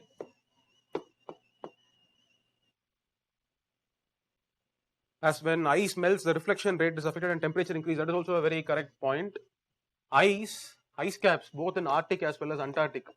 So what an important role that they play is, whatever heat comes to Earth, it gets mainly reflected. It gets reflected back.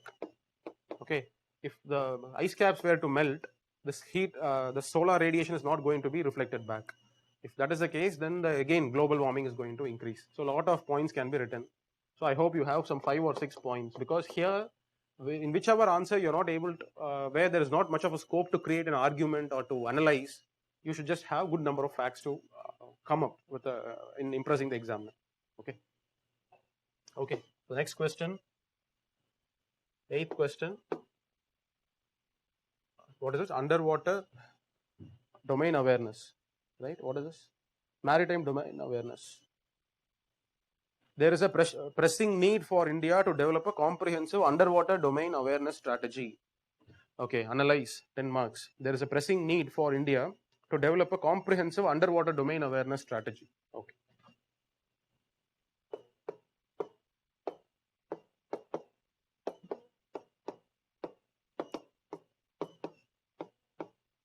Anybody, have you answered this question? So this was actually in current affairs. It was asked in the context of China taking a lot of steps in South China Sea. So they were equipping themselves to understand about their own seabeds, underwater surfaces. How is it? China was actually mapping it. It was doing a lot of exercises there. So hence it was also in current affairs, and there was also some discussions which went on about India should also follow the same strategy. We should also have a comprehensive a plan to know what lies under our seas. Okay. So were you able to attend this answer? Any answers for that? Awareness is needed to bring to light effect of plastic pollution on marine ecosystem, effects of overfishing. Awareness is needed to bring to light. So are you talking about this question? 8th question. Awareness is needed to bring to light effect of plastic pollution on marine ecosystem, effects of overfishing. Yes. So that is one point. One of the point is to understand. See, first of all, what is this underwater domain awareness? What does this actually mean? What are we talking about here? We are talking about understanding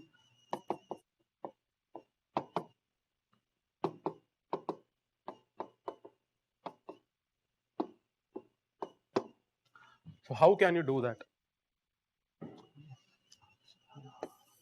This is the continental shelf and you have sea here. So you have various kind of surfaces. Okay.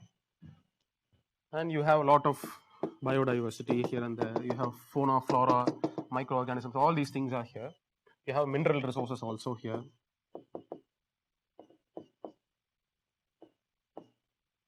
So what we are going to do is, we are going to map this area.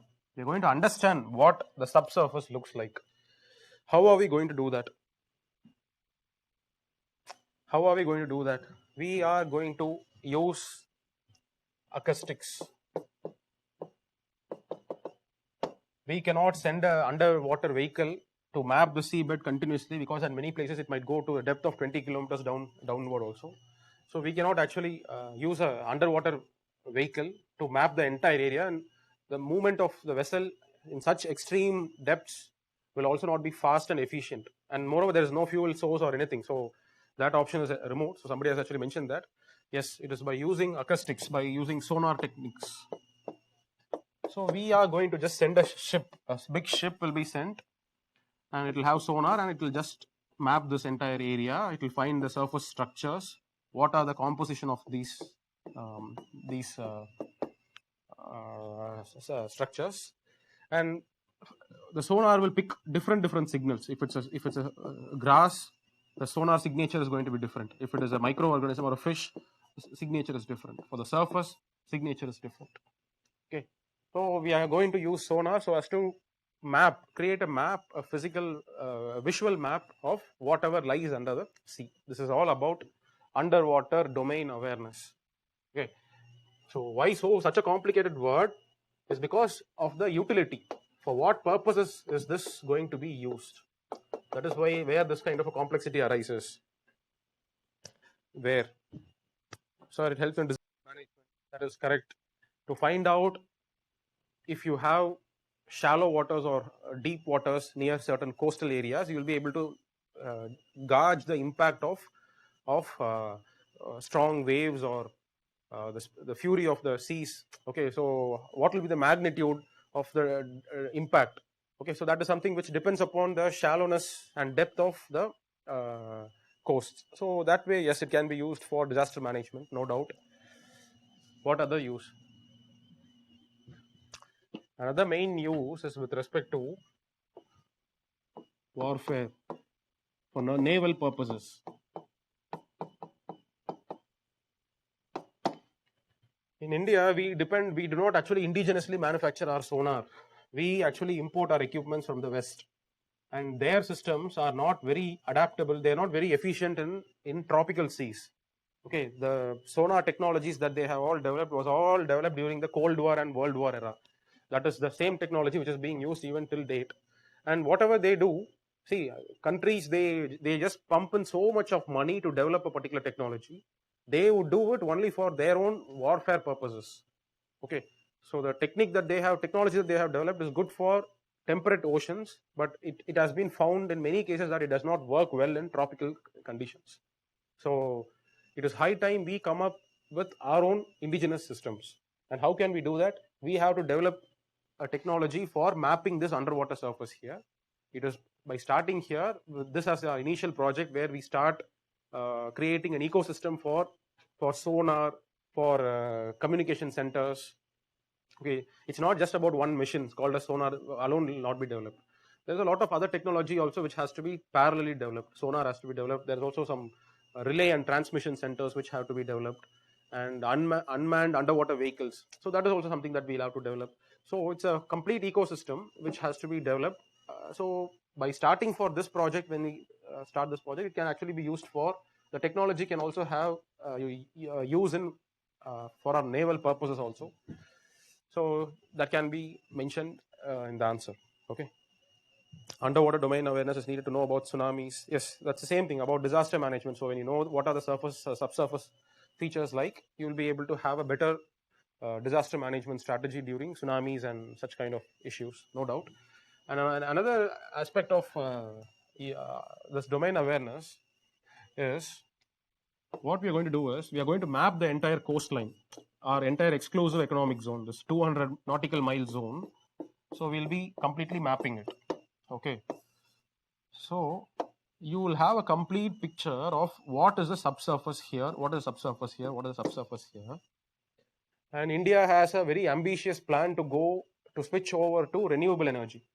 Okay, so the next thing in India about in the power sector is about it's about offshore windmills. Offshore windmills and solar farms. So if you want to install a windmill here in these areas, you cannot expect one private company to take a survey of this marine ecosystem here. A private company will not be able to manage that much of funds and resources. Just for a very limited area, they cannot develop the technology and come up with an understanding of what lies under the sea. Not going to work in India. So if you would want to actually take this proposal forward, if you want to make India a champion of renewable energy by creating a series of offshore and windmills and solar farms, if that is the case, then the government has to take the initiative. It has to map the entire area. It has to find out what the surface is, what is the stability of the surface. Every data should be made available to the private players. Only then they will be able to come and invest in creating new windmills and all these kind of things. Okay, so this is also one other application of one other pressing need of why India has to have a very clear underwater domain awareness for promoting these kind of infrastructural development also. Okay, so I think this much will be good enough. To carry out trade effectively through sea routes. We have been carrying out trade all through these years. There was no problem in carrying out trade. Okay, so there is no problem in carrying out trade. We are just doing it. Maybe during times of disasters, if there is an oil spill, so what kind of a strategy we should actually adopt so as to suck in those spilt oil. So will the oil, so what depth we should actually go down, and what could have been the potential damage that it could have actually caused to the marine ecosystem there. So all that assessment can be done only when you know what is actually lying underneath. So that is also a very valid point which you can actually write for this question. Okay. So 3-4 points, good enough to answer this question on underwater domain awareness.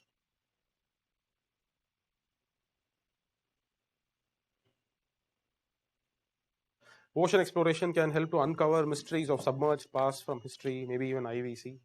Yes, you can create all those points, no problem. Create it as a 5th point, 6th point if you have time. So I can only hope you will finally impress the examiner on the day of the exam.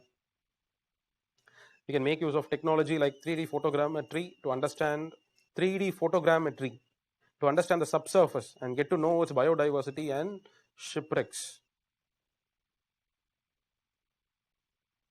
3D photogrammetry to understand the subsurface and to get to know its biodiversity. I don't even think photogrammetry can become any help, have any help in understanding the biodiversity. Photogrammetry is actually a technique of superimposition which you can actually use only for finding out the relief, the contours, that's all. So I don't think it has anything to do with biodiversity and all. Okay. Okay, anyway, we'll just move on to the next question.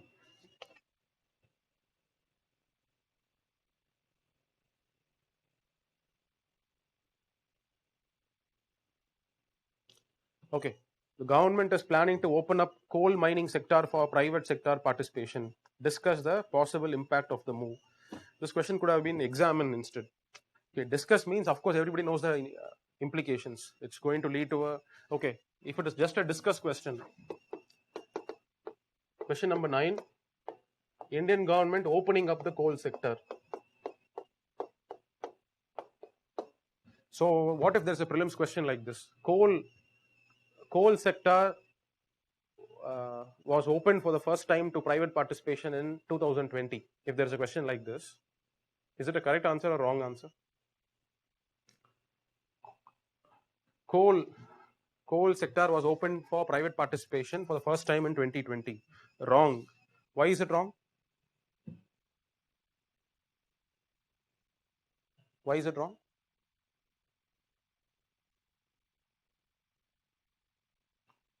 It's been since British time. So then what is this? Then why do you even have to have this question? The government is planning to open up coal mining for private sector participation. If it has been there since British times, then why do you even have this question? Just a discussion. Okay. So what is the answer? Not yet implemented. No, not that. I believe now they have said even without prior experience they can apply for license. Okay. So that is just, no. Even that understanding is also not correct. They have just made it so easy that anybody and everybody can come now and start investing in coal exploitation. That is all. Okay. So if you would have had a condition that you should have a prior experience, only certain multinational companies will be able to come and participate because they would have been they would have been exploiting coal in Australia or Indonesia. So only those companies can come and invest here. But whereas Indian companies are not used to coal mining, so that is why, to just hypothetical case study, no. Till 1973, coal was not nationalized. Coal was actually, private players were allowed to operate it until 1973. It was only 1973 under Indira Gandhi, coal was nationalized. And after that, from then onwards till 2020, the coal exploitation was a monopoly by Coal India Limited. A PSU was created. Only Coal India can excavate coal, and only Coal India Limited can auction coal. After that, the companies will have to come and buy coal from Coal India Limited. This was how the things were working until now. So what is the change now? Why did the government suddenly decide that even private sector should be allowed to participate in coal exploitation? What is the reason for that? Any idea?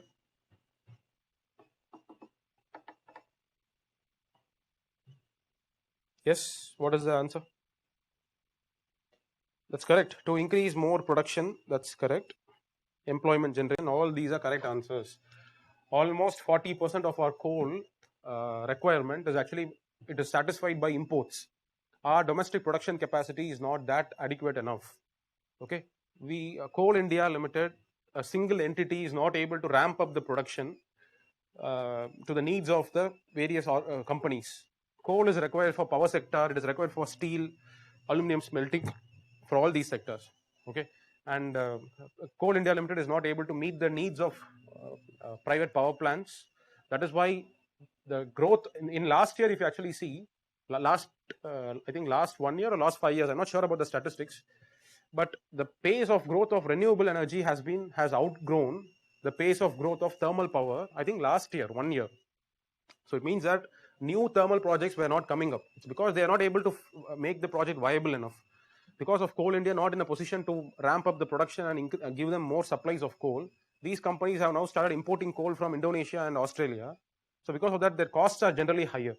The cost, which is actually, they have to spend 30% more cost on importing coal from Indonesia and Australia, right? So it was all because of this issues. No expansion in thermal power plants were actually going on at all. So then finally the government had to come to a decision that Coal India is not able to satisfy all the needs, so hence we should allow private sector participation.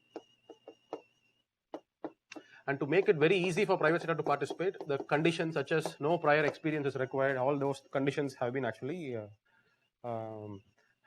kept as a part of condition. Okay, so in 2000, during Manmohan Singh's time, you would have heard of a famous scam called as the Colgate scam. Okay, so just like Watergate, so these guys termed the name for that. It's called as Colgate scandal. So at that time also private companies were allotted coal blocks. But that is a very different concept. That is, during that time it was called as captive mining. Whatever, they would be allotted blocks, which Coal India will come and mine for them. And whatever coal is mined from those areas will be used only by these companies.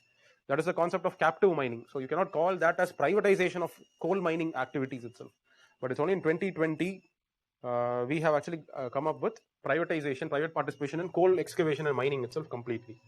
Okay, so what are the implications of this move? Very straightforward. I'm sure you can think about it and come up with your own points for this.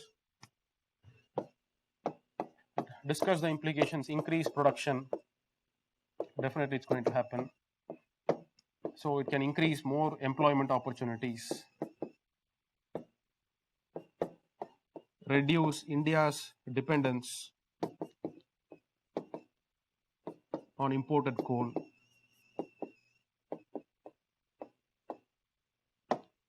We can realize the dream of Atmanirbhar Bharat, all those stories you can write here. And apart from that, what can be written here? Private sector participation. As a part of implications, negative implications, many coal blocks which are to be auctioned, all of them are actually lying in some of the most fragile environments, environmentally sensitive zones. Those are also the areas where a lot of tribal population live. Okay, so what is going to be their plight, and how are they going to be resettled from those areas? All those questions now are a big question mark here. Okay, so those issues can be brought out as a negative impact of this particular move. These are a discuss question is very simple. Okay, if it would have been an examine question, then the entire answer can be taken in a very different track. The answer could be said that you can argue. Okay, if it's an examine question, you can argue saying that in reality, will it reduce the India's dependence on imported coal? Not very clear, because a bulk of our coal imports is coking coal. So this is a high grade coal which is used for smelting in steel factories and bauxite in aluminum manufacturing. Okay, so that is actually not available in India, coking coal. So this is actually available in very less quantity in India. That is why we have to anyway be dependent on foreign imports. So in reality, will it reduce the imports or not? It's a big question mark. So this could have been the approach if it would have been an examine question. Next is, will it really increase production? The answer is again questionable, because some of the most productive coal blocks are already in the hands of Coal India Limited. Okay, it's not like the government is going to take those coal blocks allotted to Coal India. It is not going to take it out from Coal India and it is going to award it to private operators. No. So the coal blocks which are supposed to be auctioned through this particular scheme, they are not very productive, very small in sizes. If it is small blocks, if it's like 5,000 maybe 500 square meters, okay, square kilometers. If this is going to be the area, nobody is going to come and invest so much of capital in developing that coal mine. If it is 50,000 square kilometers, then yes, people will come and invest. Already big such large coal blocks are all in the hands of Coal India.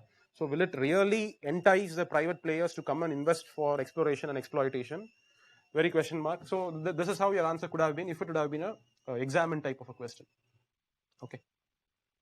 So yes, and again, even in the case of employment, when large companies come, they actually bring their own labor. They cannot come and hire the local tribals, train them, and deal with their accidents and all. That is not going to practically work for large corporate companies, conglomerates. They will bring their own labor from some other area who have been working with them for last 10 years, 15 years. So no real employment opportunities can actually be generated. So you can answer both ways. Okay, depends upon the need of the demand of the question. Okay, we have, yes, definitely. Mining approvals is a major issue, especially with land-related laws. When you have very strict laws for land acquisition, okay, and especially in tribal areas, until there are very protective provisions given in the constitution, we have PESA Act, Panchayat Extension to Scheduled Areas Act, which actually gives complete power to the tribal community to decide whether they have to allow a mining operation to take place or not. Okay, so such kind of provisions, problems are also there. Land issues are there, unsorted issues. Somebody goes and files a case in judiciary, the case will just go on and on. So all these issues will also determine whether real, genuine private participation will take place or not. Okay, so in this lines you can take the answer forward. Last question.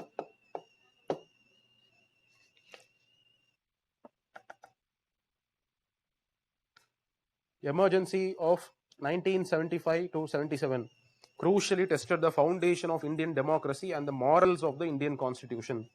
Critically analyze. 10 marks. Emergency of 1957 crucially tested the foundation of Indian democracy and morals of constitution. Okay.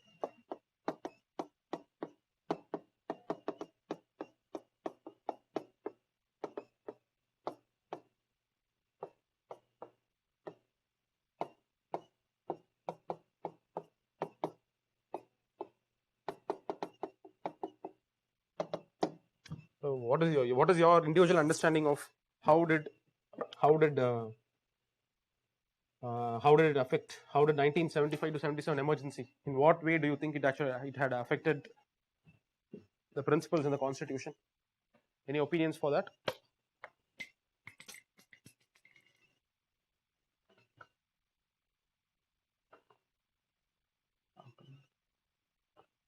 Okay, curtailing the fundamental rights, that's correct. So we will discuss it in the class when we take about basic structure of the constitution. You will come across that. The 42nd amendment, 42nd constitutional amendment, which was passed in 1976. So it had a lot of effect on fundamental rights. It curtailed fundamental rights for the sake of DPSPs. We will understand it later when we have a discussion on this, not right now. And what else?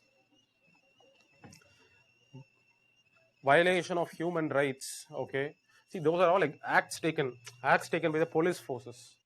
Emergency, how did it actually affect the moral of the constitution? Okay, you can say that arbitrary arrests had led to deprivation of the freedom and liberty. Yes, under Article 21. So an essential aspect of the soul of constitution, which is actually freedom, liberty, so that itself was shaken by the executive acts taken during the time of emergency from 1975 to 77. That is one way of justifying, so coming up with some kind of content for this question, right? What else? Very good point. Emergency was imposed without the consent of the Council of Ministers. Our basic bedrock, the basic principle of parliamentary democracy is collective responsibility. A decision, if it has to be taken by a prime minister or a minister, it has to be collectively taken with a consultation with all the ministers. It's not a unilateral act of one particular minister, but it should have the approval of the entire ministry. That is the concept of parliamentary democracy. Okay, so yes, even this collective responsibility principle was actually violated. Yes, what else?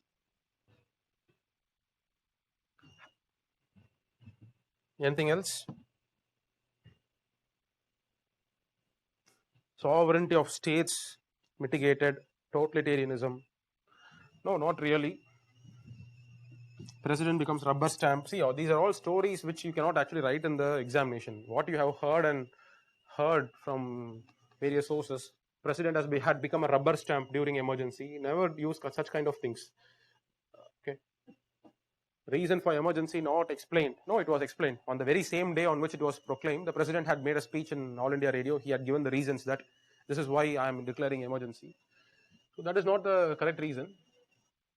And what else? What else can be mentioned? Anything else? Morals, liberty, Council of Ministers, they were not discussed.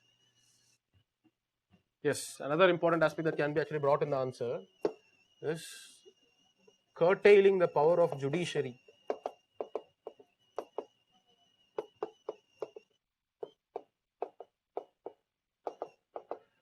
So, the 39th Constitutional Amendment Act was passed during emergency. The purpose of it was to prevent judiciary from inquiring into any disputes, preventing judiciary from adjudicating disputes related to election of Prime Minister, President, Speaker. So such a kind of provision was actually made as a part of 39th Constitutional Amendment in 1976. So that was also struck down by judiciary later. Okay, that was later struck down by judiciary as null and void. But these are some of the ways how emergency situations imposed in the country had tried to change the fundamental principles in the constitution itself. Independent judiciary, it's a fundamental principle in the constitution. It was laid down clearly in Keshavananda Bharati case that it is a basic structure of the constitution itself. But judiciary was not allowed to be independent. It was not allowed to probe into these electoral disputes. Okay, so that amendment was later struck down as null and void. That's a different story. But just for the sake of coming up with points for this question, these points can be written here. Okay. Yes, the period also saw the conflict between judiciary and legislature. All that is fine. Okay, we have written all these points. But how would you end this answer? Anybody? So would you like to speak out your conclusion for this answer? What would a conclusion for this answer be like?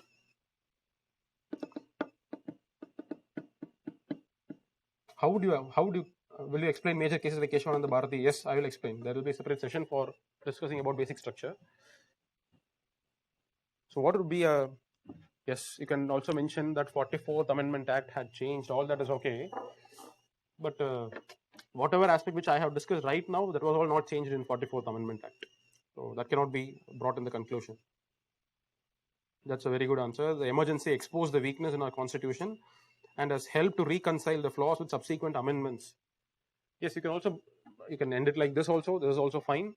Otherwise, another way of ending it is to the strength of the constitution by having an independent judiciary.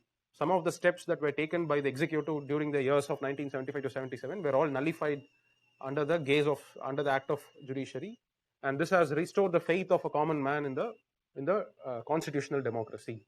The constitution, the democratic framework in India has only got strengthened in the subsequent years, and it has not got weakened after emergency. Something like that. It is up to you. This would be my conclusion. You can have your own conclusions also, but just have a very good conclusion. That's all. So yes. So is it all fine? So shall we conclude the session then? Change occurs when there is experience and happened during emergency. Made amendment to make the constitution be stable. Okay, good. That is also a good conclusion.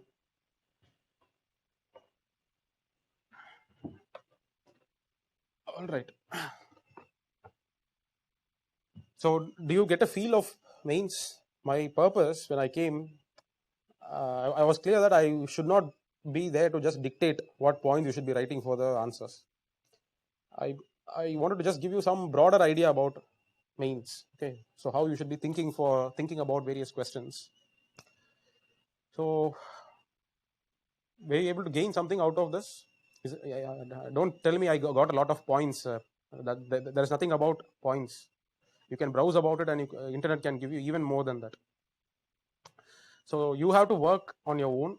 Try to come up with good introductions when you face these kind of questions. The essential practice that you should have is learn how to think on 3 or 4 points. As soon as you see a question, learn the process of thinking of 3-4 points. Okay, this is not a question for which I will not know any points. No, All these questions I have studied something in my classes. All these are areas, something I have listened in my lectures, something I have read in newspapers. So from that, will I be able to manage to come up with some 3 or 4 points? This should be your objective to prepare yourself for mains exam, because as I said, 50% of the questions will be very very new to you on the day of the examination. There will never be a precedent, or there will never be an academic test which you would have actually faced on those areas. But definitely you would have read some 50 words or 60 words somewhere, which is going to be remaining somewhere in your memory. You have to just extract it and learn how to make use of that limited points in a very formal way of answering. Okay, so that is the skill that you will have to actually develop. So that's all. We'll meet in tomorrow's session then. Okay, so thank you. Good night.